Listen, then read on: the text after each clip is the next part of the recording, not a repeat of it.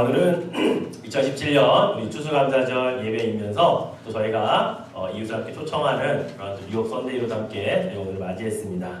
자, 여러분 옆에 분과 한번 인사 나누실까요? 자, 참 잘 오셨습니다. 인사하겠습니다. 자, 한 번 더 인사합시다. 자, 앞뒤 사람과 악수하시면서 주님의 이름으로 사랑합니다. 인사합시다. 주님의 이름으로 사랑합니다. 잘 오셨습니다. 예. 처음 뵙는 얼굴이 계시고 또 우리 외국 분도 계시고 함께 다민족 예배를 함께 드릴 수 있음에 감사를 드립니다. 자, 제가 우리 한국 사람들만 그러는지 다른 우리 민족도 그런지 모르겠지만 사랑한다라고 하는 표현을 우리 한국 사람들은 3종 세트로 표현을 하더라고요. 자, 한번 따라해 보시겠습니까? 자, 1종 세트 사랑합니다. 자, 2종 세트 가슴에서 사랑합니다. 3종 세트 손가락으로 사랑합니다. 예, 이렇게 다 표현하더라고요. 그렇죠? 자, 한번 연속을 해보겠습니다. 시작! 사랑합니다. 사랑합니다. 사랑합니다. 예, 이렇게 3종 세트로 인사를 잘 하는 것 같아요. 다른 외국 분도 하는지 모르겠지만 항상 주님의 사랑이 여러분들 삶과 이웃에게도 전달되기를 기도해드리겠습니다. 자, 오늘은 한 해의 농사를 마무리하고 그 은혜를 감사하기 위해서 우리가 추수감사절이라고 하는 그런 절기 가운데 또 주일로 이렇게 지킵니다. 그런데 성경에는 이 추수감사절 대신에 똑같은 절기이지만 그 이름이 좀 다릅니다. 뭐라고 말하냐면 초막절 이렇게 이야기를 합니다. 이스라엘 백성들이 광야 40년의 여정 동안에 하나님이 베풀어 주신 은혜를 잊지 말고 가나안 땅에 들어가서도 이때를 기억하며 살라고 하나님이 미리 모세에게 말씀해 주신 그 절기가 초막절이었습니다. 자, 이 초막절은 어떻게 지내냐면 자기 집 앞에다가 이렇게 초막을 짓습니다. 그런데 이 초막을 지을 때 지붕을 좀 허술하게 짓습니다. 지붕을 뭐 아주 잘 만들지 않아요. 왜 그러냐면 일주일 동안 이렇게 이 안에서 먹고 자고 지내는데요. 비가 내리면 그 비를 그대로 맞아야 된다는 겁니다. 혹시 밤에 이슬이 내리면 그 이슬도 그냥 맞으라는 겁니다. 왜요? 광야의 40년은 그렇게 살았다는 거죠. 바로 수천 년 전에 이스라엘 백성들이 광야에 살면서 그러나 그 힘들고 어려운 가운데 하나님과 함께 했다고 하는, 하나님이 지켜주셨다고 하는 그 감사를 잊어버리지 않기 위해 이스라엘 백성들, 특히 유대인들은 지금도 이 추수감사절 절기가 되면 그들은 이 초막절이라고 하는 이름으로 지금까지 감사절기를 지킵니다. 자, 우리가 지키는 이 추수감사절, 땡스기빙 데이라고 하는 이 날은 사실은 미국에서 유래되었다 해도 과언이 아니죠.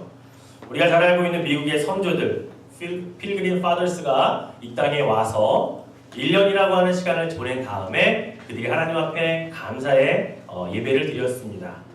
물론 이때 이 감사는요, 무엇이 풍성하고 정말로 많아서 드린 감사가 아니었죠.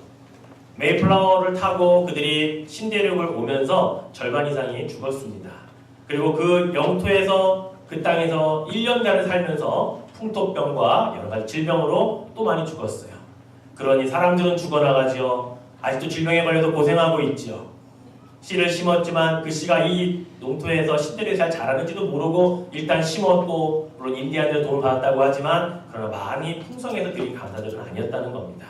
그들 역시 그럼에도 불구하고 우리가 이 땅에서 1년 동안 살아남았다고 하는 것에 대한 감사를 잃어버리지 않고 그들이 하나님 앞에 감사의 제사를 올려드린 것이 지금의 땡스기빙 이 데이가 되었다고 하는 거죠. 미국의 제16대 대통령인 에이브라함 링컨에 의해서 미국 국경일로 미국에서 하루 쉬는 날로 정해졌습니다.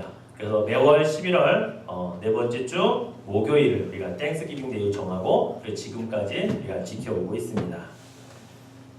그런데 우리는 농사를 짓는 농경 문화 시대를 이미 지나쳤습니다. 그래서 우리가 땡스기빙 이런 썬데이나 또는 그 날을 맞아서 우리가 감사를 할 때 물론 우리가 상징으로 이렇게 앞에 보이듯이 과일이나 또는 농산물들을 이렇게 쌓아두고 우리가 예배를 드립니다. 그런데 생각을 해보면 정말로 땡스기빙 데이에 감사하는 내용들이요 점점 변해갔다는 것을 우리가 보게 됩니다. 정말 이전에는 풍성한 농작물, 밀, 보리, 쌀 이런 것들을 수확하고 과일들을 정말 풍성하게 거두었기 때문에 우리가 추수감사절을 그렇게 감사로 하나님께 예배를 드렸습니다. 그런데 시간이 흐르면서 지금 오늘날 우리들의 감사는 어떨까요? 내용이 달라졌어요. 올 한 해 추수감사절에 감사합시다 그러면 올 한 해 우리 자녀가 좋은 직장에 취직한 거 감사해야지. 올해 우리의 자녀들이 진학해서 좋은 데 들어간 거 합격한 거 감사해야지. 올 한 해 우리의 가정 가운데 큰 질병이 없이 전부 다 건강하게 행복하게 살고 있는 거 감사해야지. 어느덧 우리의 추수감사절의 이 제목들은 시대가 지나가면서 이미 농경문화 때 감사했던 내용들은 다 지나가고 산업사회와 지금은 제4로 간다고 하는 그런 시대에서 우리가 지금 감사할 내용들이 많이 변화되었다고 하는 겁니다. 제가 변질되었다고 얘기하는 건 아니에요. 변화가 많이 되었다고 하는 거죠. 저는 이번 추수감사절을 맞이하면서 나름대로 또 저에게 아니면 여러분들에게도 동일하게 정말로 감사해야 될 것 한 가지가 더 있다고 생각을 합니다. 그게 무엇이냐면 지금 여기에서 살아있다는 겁니다. 지금 여기에 코로 숨쉬고 있다는 거예요. 지금 여러분의 심장을 만져보면 심장이 지금 여전히 뛰고 있다는 것입니다. 제가 작년부터 올해까지 이 지구상에 일어났던 여러 가지 사건 사고들을 한번 제가 살펴봤습니다. 그런데요, 너무너무 많아요. 그래서 제가 영상을 좀 여러분께 보여드리려고 편집을 하려고 하는데 양이 너무 많은 겁니다.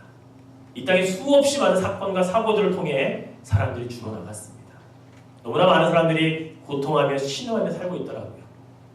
제가 정말 그 중에 몇 가지만 골랐습니다. 여러분에게 한번 영상을 보여드리려고 하는데요. 영상의 마지막에 가면 이러한 사건과 사고는 오늘날에만 있지 않았더라고요. 예수님 살던 당시에도 큰 사건과 사고가 있었는데 그 사건과 사고를 예수님은 어떻게 우리들에게 교훈을 주시고 계신지 그 성경 구절까지 제가 마지막에는 그것을 적어 놓았습니다. 자, 우리 영상을 한번 보시면서 작년 그리고 올해 어떠한 일들이 우리들 주위에 있었는지 한번 다시 살펴보도록 하겠습니다. 자, 한번 영상 보여주세요. 한적한 오하이오주 파이크 카운티의 주택가에서 총격이 일어난 건 현지 시각 22일 아침. 가정집 4곳에서 10대 1명을 포함해 8명이 총에 맞아 숨진 채 발견됐는데 일가족인 것으로 밝혀졌습니다. 이들은 모두 난사 형태가 아니라 한 명씩 처형을 당하는 형태로 총격을 받았으며 심지어 갓 태어난 아기 옆에서 죽은 엄마도 있습니다. Each one of the victims appears to have been executed. Each one of the victims appears to be shot in the head. 일가족을 모두 살해한 데다 범행 방식도 계획적인 처형 형태인 점으로 미뤄 원한 관계일 가능성이 높은 것으로 보입니다. It's definitely pretty scary and it's nervous, especially since I was home alone up there. It's such a tragic situation. What's happening? They've got a lot of questions. Whose lives was taken? Who committed the crime? Things like that. 범행을 당한 4가정에서 살아남은 아이는 생후 4일 된 영아와 6개월 그리고 3살짜리 아이 3명뿐입니다. 경찰은 동반 자살의 가능성보다는 외부 총격범이 범행을 하고 달아났을 가능성이 큰 것으로 보고 조사하고 있습니다. 환호성이 비명으로 뒤바뀝니다. 2만 명이 넘는 관객들이 서로 먼저 나가려고 뒤엉켰습니다. Well, the lights came up after the concert and everyone was getting up to leave and all of a sudden there was a big bang. 현지 시간으로 어젯밤 10시 반쯤 맨체스터 아레나에서 열린 팝 가수 아리아나 그란데의 콘서트에서 폭발이 일어났습니다. 현재까지 확인된 사망자만 22명이고 50명 넘게 다쳤습니다. 현장 수습이 진행 중이라 사상자 수는 더 늘어날 가능성이 높습니다. 영국 경찰은 자살 폭탄 또는 테러 공격 가능성을 주목하고 있습니다. Working closely with National Counter-Terrorism Policing Network and UK intelligence partners. 일부 외신은 용의자로 추정되는 남성의 시신이 현장에서 발견됐다고 보도했습니다. 용의자 신원은 아직 공개되지 않았고 경찰은 폭발 원인을 조사하고 있습니다. 추가 테러 우려로 인근 맨체스터 빅토리아역에도 대피 명령이 떨어져 전철 운행은 중단된 상태입니다. 지난 3월 국회의사당 인근에서 발생한 테러 이후 2달 만에 참변해 유럽에선 테러에 대한 우려가 고조되고 있습니다. 미국 사우스캐롤라이나주 머틀비치 해변입니다. 가족 친화적 휴양지로 알려진 이곳에서 총격 사건이 일어났습니다. 흰 티셔츠를 입은 남성이 집단 구타를 당하고 있습니다. 바닥에 뒹굴며 발길질을 당하던 총격범은 갑자기 벌떡 일어서서 자신을 때리던 주변 사람들을 향해 권총을 겨눕니다. 이어 탕탕탕 하는 총성이 16발이나 울립니다.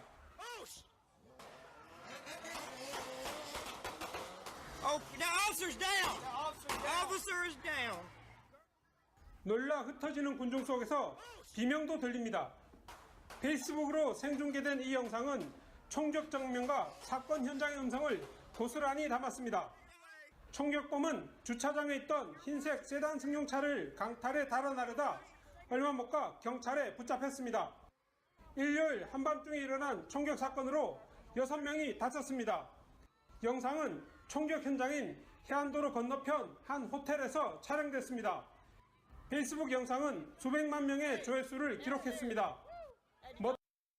수도 멕시코시티 도심이 폭삭 주저앉았습니다.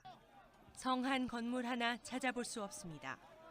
수북이 쌓인 잔해 속에서 구조 작업이 한창입니다.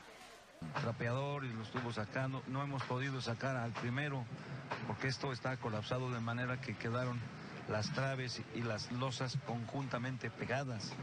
지진 피해는 인구 밀집 지역에 집중됐습니다. 당국이 집계한 사망자만 200여 명. 초등학교가 무너지며 한꺼번에 참변을 당한 어린아이도 20여 명이 포함됐습니다. 실종 상태였던 교민 41살 이모 씨는 숨진 것으로 공식 확인됐습니다. 멕시코시티에만 우리 교민 6천 명 정도가 거주하는데 강한 진동에 대규모 대피 소동이 빚어졌습니다. 지진을 좀 많이 느껴서 거기 있는 살고 있는 대부분의 주민들이 다 이제 공원으로 다 나와서 저녁 때까지 나와 있었습니다. 이번 지진이 발생한 날은 10,000명 넘게 숨지며 멕시코 역사상 가장 많은 희생자를 낸 1985년 대지진이 일어난 지 꼭 32년이 되는 날이었습니다. 또 한 차례의 대형 재해라는 충격 속에 현지에는 여진 공포감 등 2차 피해가 번지고 있습니다. 연주가 시작되기를 기다린 듯 음악이 울리자마자 헬기 소리와도 비슷한 연발음이 함께 들리기 시작합니다. 영문을 모르던 군중은 사람들이 쓰러져 있는 것을 보고 뭔가 심상치 않은 일이 벌어졌음을 직감합니다.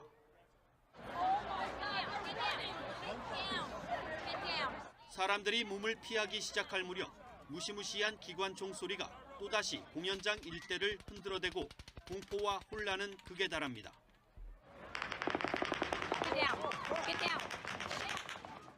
촬영자가 총성의 진원지인 공연장 옆 호텔로 카메라를 돌릴 무렵 세 번째 총성이 시작됩니다. 총탄에 맞아 도움을 요청하는 사람들의 비명도 여기저기서 이어집니다.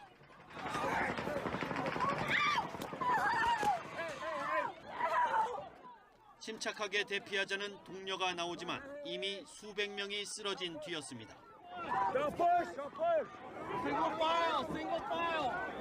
수만 명을 향한 무차별 난사는 각각 10초 정도씩 서너 차례 이어졌습니다. 음악과 웃음소리로 떠들썩했던 라스베이거스는 이렇게 한순간에 그것도 단 한 명에 의해 대참사의 현장으로 변했습니다. 주민 360여 명의 작은 마을이 감당하기엔 너무나 큰 비극. You think you're safe in the house of the Lord, but the devil never rests. 수사당국이 1차로 추정하는 범행 동기는 가정 불화입니다.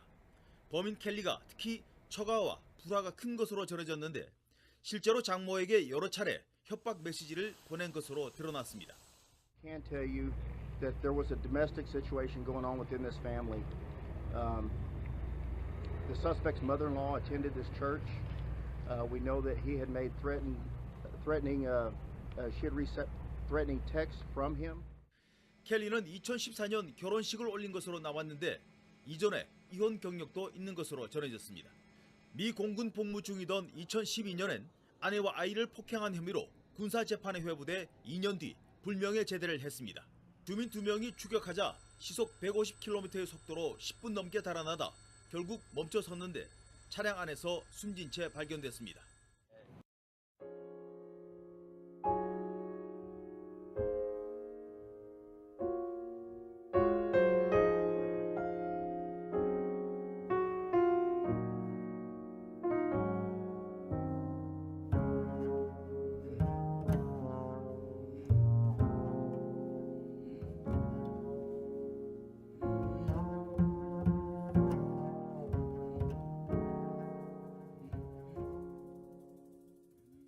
어떠십니까? 우리가 알고 있었던 사건도 있지만 우리가 모르고 있는 사건들도 있었습니다. 수많은 희생자들이 있었지만 누가 죽었는지 그리고 살아남은 사람들 중에 얼마나 많은 사람들이 여전히 고통당하고 있는지 우리는 전혀 모르고 오늘 이렇게 감사절을 맞이하고 있습니다. 그런데 우리는 이렇게 아무렇지 않게 살아있음에 대한 감사해야 할 이유가 있습니다. 그냥 살아있음 때문이 아니라 예수님이 말씀하신 것처럼 아직 회개할 수 있는 기회가, 회개할 수 있는 생명이 있음을 감사해야 된다는 것입니다. 예수님 시대에 실로암에 있는 망대가 무너져서 18명이 죽었다는 사건은 사실 그 당시에는 굉장히 큰 사건이었습니다. 유대인 모두가 알고 있을 만큼 아주 큰 사건이었다는 거죠. 이 사건과 사고를 예수님께서 뭐라고 교훈으로 우리에게 말씀하시냐면 그 사람들이 우리보다 죄가 더 많아서 먼저 죽은 것 아니다. 우리와 그들이 무슨 비교 우위적으로 더 그 사람들이 악해서 이렇게 마치 하나님의 심판을 받아 죽은 것 아니다라고 분명하게 말씀하셨습니다. 우리 주위에서 아니 저 멀리 외국에서 타지에서 자연재해로 죽었든 테러에 의해 죽었든 누군가의 원한에 의해 우발적 총기 사고로 죽었든 그들이 우리보다 비교 우위에 있어서 더 악하거나 또는 더 나쁜 짓을 했기 때문에 죽은 것은 결코 아니라는 이야기죠. 그렇다면 우리가 이렇게 살아있는 이유가 무엇이냐? 이러한 사건과 사고들을 볼 때마다 우리가 해야 하고 반드시 가르침 받아야 할 것은 무엇이냐? 예수님 우리에게 분명하게 말씀하십니다. 오늘 본문 누가복음 13장 5절에 보면 너희에게 이르노니 아니라 너희도 만일 회개하지 아니하면 다 이와 같이 망하리라 라는 교훈입니다. 우리가 다른 사람의 죽음을 보고 안 되었다, 슬프다, 안타깝다 물론 그런 마음을 갖는 것이 먼저이겠죠. 그러나 반드시 잊지 말고 생각해야 하고 우리가 행해야 할 첫 번째 그 다음에 자세는 무엇이냐면 우리 자신을 회개할 것이 있는지 없는지 돌아보아야 한다는 것입니다. 예수님이 말씀하셨어요. 그럼 우리는 회개를 어떻게 해야 할까요? 회개는요 후회와 다릅니다. 우리는 후회를 하게 되면 내가 잘못을 고백하고 내가 용서를 해줍니다. 이게 후회예요. 그러나 회개는 내가 하나님께 잘못을 고백하고 하나님이 용서해 주시는 것이 회개입니다. 그런데 이 회개에는 반드시 하나님과 나 사이에 중재자가 필요합니다. 바로 우리의 회개를 하나님께 전달해줄, 우리가 죄 없음을 인정해줄 바로 그 중재자인 예수 그리스도가 그 안에 개입하셔야 된다는 것이죠. 회개는 예수님의 중재가 없으면 절대로 이루어질 수가 없습니다. 예수님이 그 회개해야 된다라고 하는 말씀을 이렇게 다른 표현으로 우리가 바꾼다면 예수님이 이런 말씀하신 것과 같은 표현일 겁니다. 요한복음 14장 6절에 이렇게 말씀하셨어요. 내가 곧 길이요 진리요 생명이니 나로 말미암지 않고는 아버지께로 올 자가 없느니라. 나로 말미암아 회개하지 아니하면 하나님 앞에 용서받을 자가 하나도 없느니라. 이런 말씀인 거거든요. 그렇기 때문에 예수님을 모르면 우리는 회개받을 길이 없는 겁니다. 후회는 할 수 있습니다. 평생 후회할 수 있습니다. 그러나 회개할 수가 없습니다. 우리가 이 땅에서의 생명이 요즘에는 100세 시대라고 이야기를 해서 우리가 100세를 산다고 가정해 봅시다. 예수님 없이 내 마음대로 살면 편하겠지요. 누가 뭐라는 사람 아무도 없고요.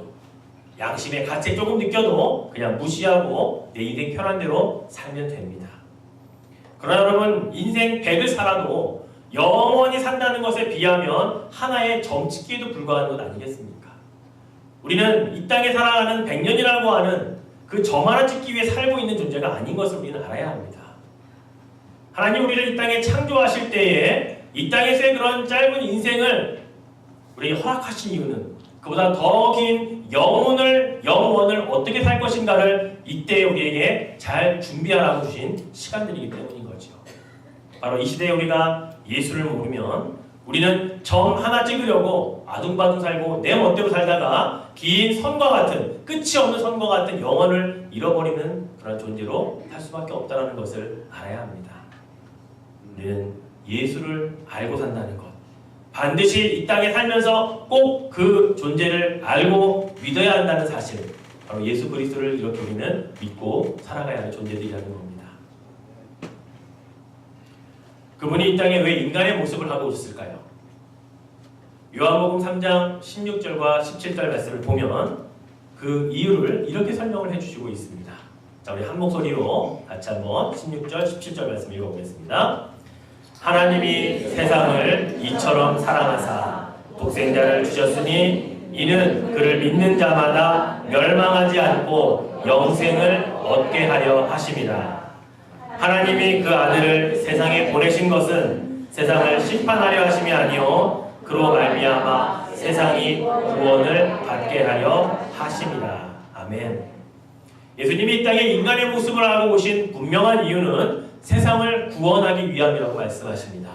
이 세상에 살고 있는 길어야 100이라고 하는 인생을 예수님께서 영원으로 인도하시기 위해 이 세상을 심판하기 위한 것이 아니라 구원하기 위해 이 땅에 인간의 모습을 하고 오셨다라고 말씀을 하시죠.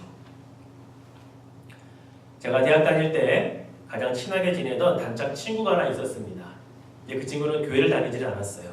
제가 교회를 전도하고 싶어서 교회 다니게 하려고 노력을 했죠.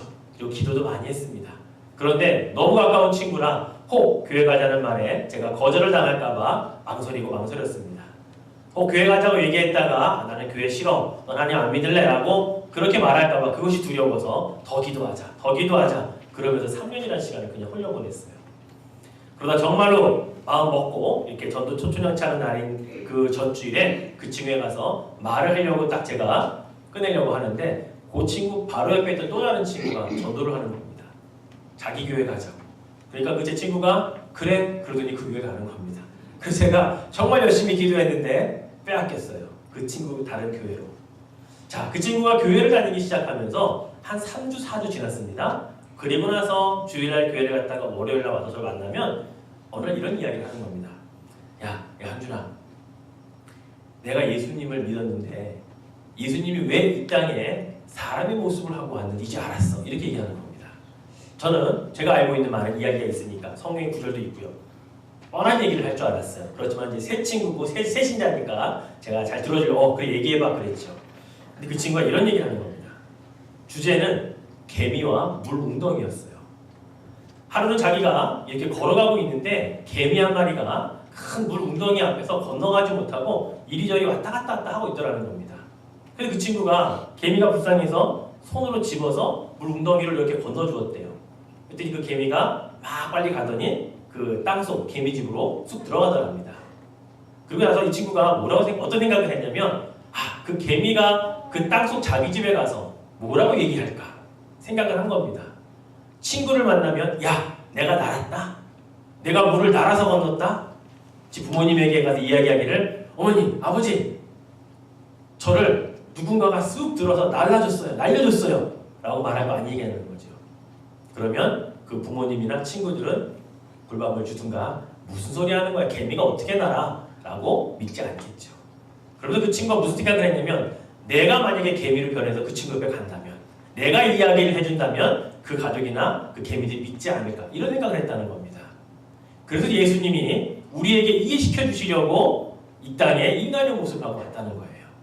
자기가 개미가 되고 싶었던 것처럼 예수님도 이 땅에 인간의 모습을 하고 인간의 언어로 인간들에게 설명해 주기 위해 오셨다라고 그렇게 이해했다고 이야기를 하더라고요. 신학적으로 봐도 틀린 게 하나도 없더라고요. 정말로 아주 정말 적절한 예화더라고요. 저는 그래서 가끔 이 예화를 복음 전도할 때 많이 사용을 하거든요.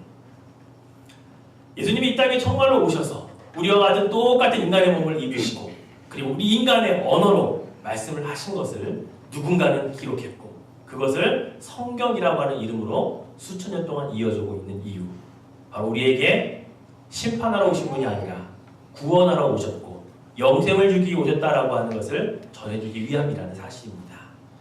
그것을 우리는 수천 년 전에 누군가 듣고 끝냈다면 알 수도 없었겠지만 그것을 벌써 2000년 동안 기록해서 전해서 지금 저에게 여러분에게 예수 그리스도가 소개된 건 아니겠습니까?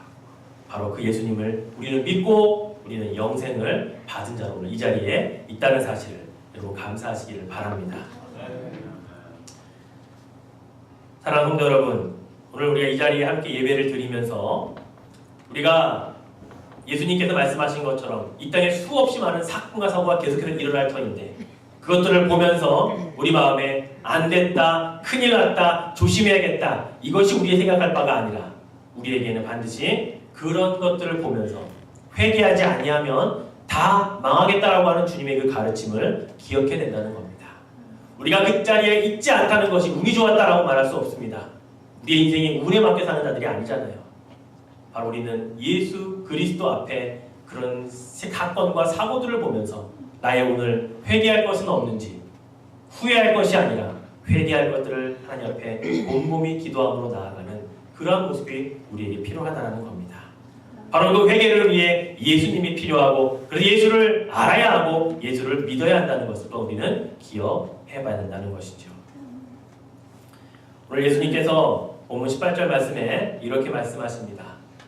그를 믿는 자는 심판을 받지 아니하는 것이요 믿지 아니하는 자는 하나님의 독생자의 이름을 믿지 아니함으로 벌써 심판을 받은 것이니라. 예, 이분의 이름을 믿는 자들은 심판을 받지 아니한다. 우리의 죽음이 이 땅에서의 끝이 아니라 영원으로 이어지는 그 영원에서 심판받은 자, 그래서 영원한 형벌로 지옥이라고 하는 곳에 가는 자가 있는 반면에 이 땅에서 예수를 믿은 자에게는 그것이 이미 해결되었다라고 말씀하고 있는 겁니다. 반면에 이 땅에 살고 있지만 예수의 이름을 믿지 않고 모르는 자들에게는 이미 이 땅에 살고 있는 그 자체가 심판이다라고 말씀하고 있다는 거죠. 우리가 왜 사람들을 전도하려고 하고 예수 믿으라고 이야기하겠습니까? 그 사람들을 사랑하지 않으면 그렇게 할 이유가 없습니다. 나만 구원받고 나만 예수 잘 믿고 우리 가정만 구원받아 잘 살면 그건 되는 거예요. 그런 만으로 충분히 만족하잖아요. 그런데 왜 굳이 관계가 꺼려질 것을 알면서도, 굳이 이야기를 하면 거절당할 것을 알면서도 마음 깊숙이 우리가 그들에게 예수 그리스도의 이름을 소개하려고 합니까? 사랑하기 때문 아닐까요? 우리 안에 아직 있는 예수 그리스도의 심장이 뛰고 있기 때문에 우리가 그것 때문에라도 한 명이라도 더 구원하고자 하는 하나님의 마음을 알기 때문에 아니겠습니까? 바로 그런 마음이 우리들 안에 있다는 것, 이것은 바로 예수 그리스도의 마음이라는 사실입니다. 오늘 이 자리에 우리가 예수님께 구원받은 자로 있다고 하는 것, 또 구원받아야 할 자녀로 이 자리에 와 있다고 하는 것은 얼마나 감사한 일인지 모릅니다. 여러분, 예수 믿을 때 어렵게 믿으셨습니까? 10년, 20년 연구해보고 논문 써보고 그것들을 가지고 여러분 예수 믿는데 이제 믿어야겠다 이렇게 연구의 결과로 얻으셨습니까? 아니잖아요. 얼마나 쉽게 믿었습니까? 누군가 예수를 믿을 때에는 나의 죄를 정말 고백하고 마음으로 믿고 입으로 시인하면 된다고 가르쳐줘서 그렇게 따라 했고, 그리고 지금 예수 믿은 자로 살아가고 있지 않습니까? 바로 우리는 이렇게 예수를 쉽게 믿었기 때문에 누군가도 어쩌면 우리의 전도 한마디로 쉽게 예수를 믿을 수 있는 그때가 올 것을 믿고 그 일을 여전히 오늘도 해나가야 한다는 사실을 기억하시기를 바랍니다. 말씀을 맺겠습니다. 미국의 한 여성 잡지에 이런 기사가 실렸습니다. 보통 사람의 인생을 70년이라고 이렇게 잡고요. 평균적으로 모든 사람들이 70년 동안 어떤 일을 하다가 생을 마감하는지를 연구를 해서 평균적으로 조사를 해서 내놓았습니다. 자, 보니까 그 기사에 보니까 사람들은 평균 6년 동안을 식사를 한답니다. 여러분, 이 6년은요 24시간을 다 풀로 채웠을 때 6년입니다. 그렇게 6년 동안을 먹는 데 소비를 한대요. 그리고 11년은 일하는 데 쓰고 5년 반이나 우리가 세탁물 세탁하고 빨래하고 개는데 시간을 사용한답니다. 그리고 3년은 공부하는 일에, 8년은 오락과 유흥하는 일에, 6년은 걸어다니는 일에, 3년은 책 읽는 것에, 그리고 3년은 사람들과 대화하는 일에 사용하고 가장 많은 시간은 한 24년 정도는 잠을 자는 일에 우리가 사용을 하고 있다고 합니다. 자, 계산을 제가 다 했습니다. 그랬더니 몇 년이 나오냐면 69.5년이 나옵니다. 70년의 평균을 잡았는데 69.5년이 나와요. 그럼 나머지 0.5년은 우리가 평생 뭐 하며 지낼까? 그 기사에 뭐라고 되어 있냐면 기독교인이라면 0.5년은 하나님께 예배드리는 시간으로 사용을 합니다라고 그렇게 기사가 나왔습니다. 자, 일주일에 한 번씩 평생 70년 동안 한 번도 주일 빠지지 아니하고 매일 1시간 또는 2시간씩 하나님 앞에 나와 예배드리잖아요. 그러면 인생의 0.5년을 예배드리는 거가 됩니다.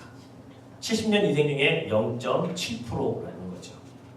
그러면 1시간 더 투자해서 말씀 보는 시간을 한번 투자해 볼까요? 그래도 여러분 고작 1년 되겠죠.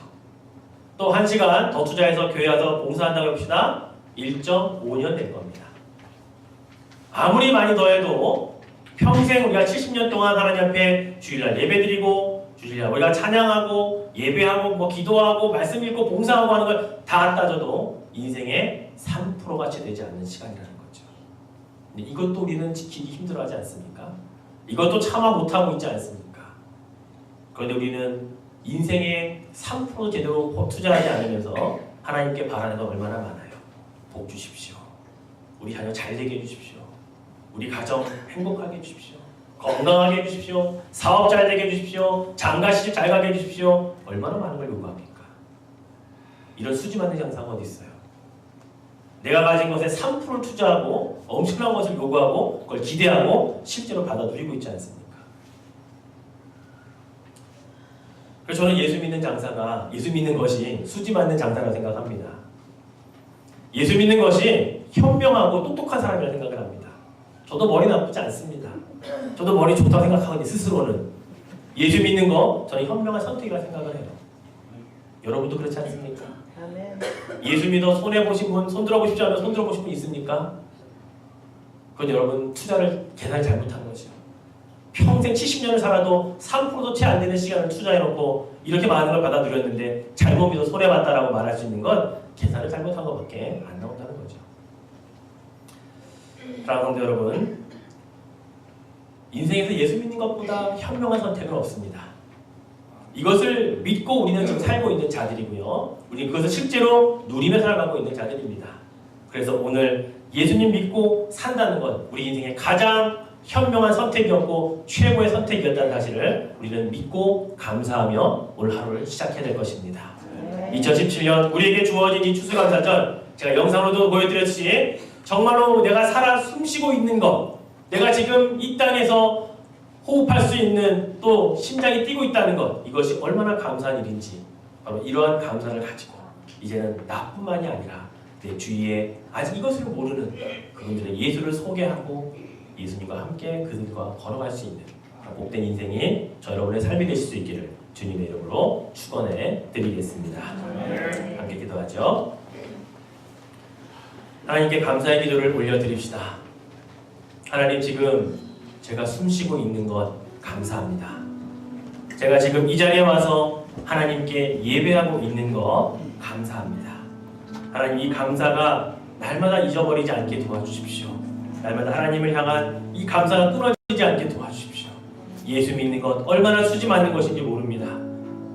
저를 현명하게 하시고 그래도 똑똑하게 하셔서 예수 믿고 구원받아 영생을 이 땅 가운데 누리며 살 수 있는 그런 기회를 주신 것 하나님 감사합니다.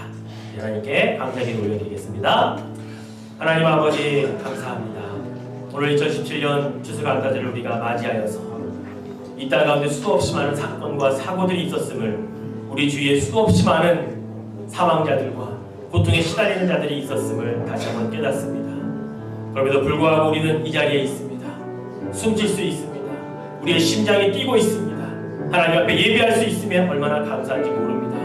그들보다 우리가 나은 것도 없고 그들보다 우리가 더 죄를 짓지 않았고 선하게 살았기 때문도 결코 아닌데, 우리가 운이 좋았기 때문도 아닌데 오늘 이 자리에 우리로 있게 하심은 오늘 예수님의 말씀대로 그런 일들과 사건들을 볼 때마다 우리로 회개하게 하시고자 하는 주님의 귀한 음성을 우리로 듣게 하여 주시옵소서.